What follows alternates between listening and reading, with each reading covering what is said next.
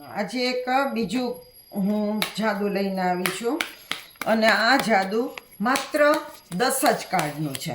અને એટલે આપણે આમાંથી કોઈ પણ 10 કાર્ડ લઈ લઈએ. 2 2 4 2 6 2 8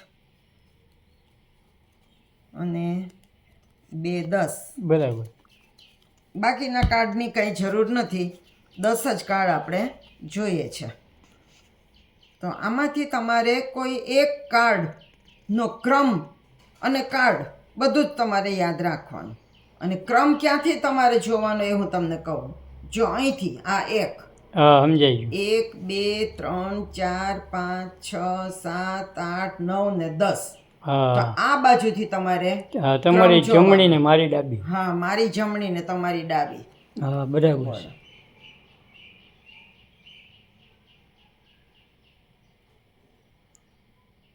ઓકે બરોબર.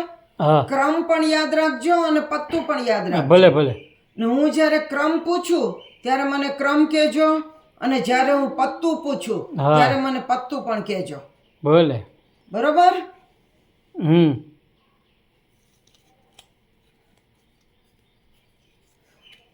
કેટલામો ક્રમ છે? પાંચમો.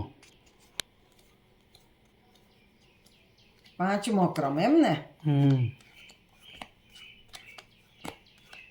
જોજો હું તમારું પત્તું હમણાં ગોતી કાઢીશ.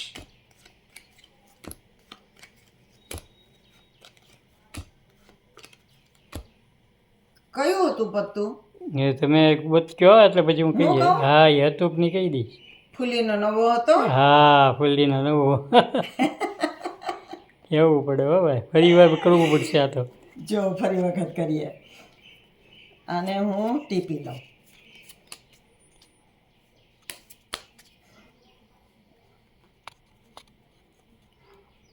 પછી હું તમને આની રીત સમજાવી દઈશ, રહસ્ય. ઓકે. 1 2 3 4 5 6 7 8 9 ને 10. દેખાય છે ને 10 એ 10? એક મિનિટ.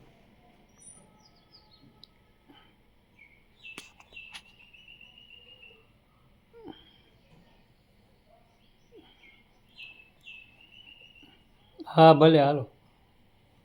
બરોબર. હા ક્રમ જોઈ લીધો. હા. કેટલામો ક્રમ?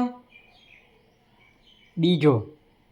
જો આ બીજો ક્રમ. હા બરોબર. હું નથી જોતી. હા બરાબર. આ પત્તું તમે નક્કી રાખ્યું છે. હા બીજો ક્રમ છે. બરાબર. હા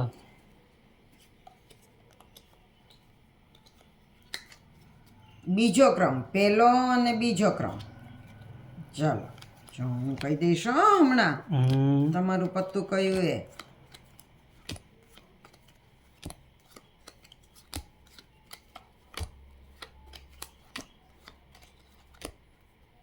કયું હતું? લાલનો ગલ્લો.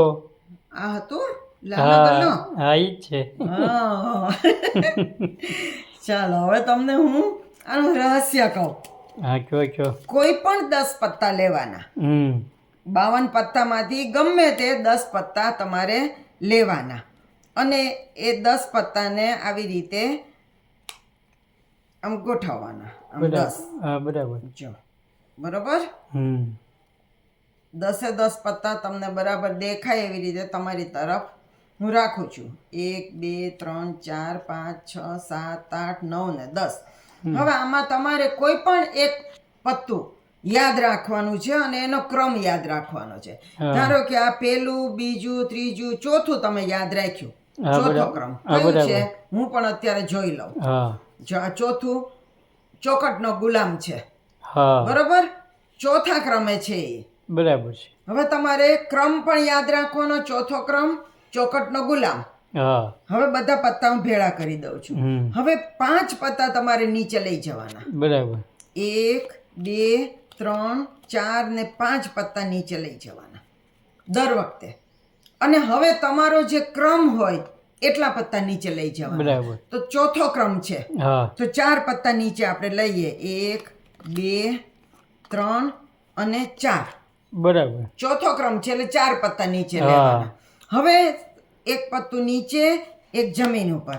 એક છેલ્લે એક જમીન ઉપર, એક છેલ્લે એક જમીન ઉપર, એક છેલ્લે એક જમીન ઉપર, એક છેલ્લે એક જમીન ઉપર.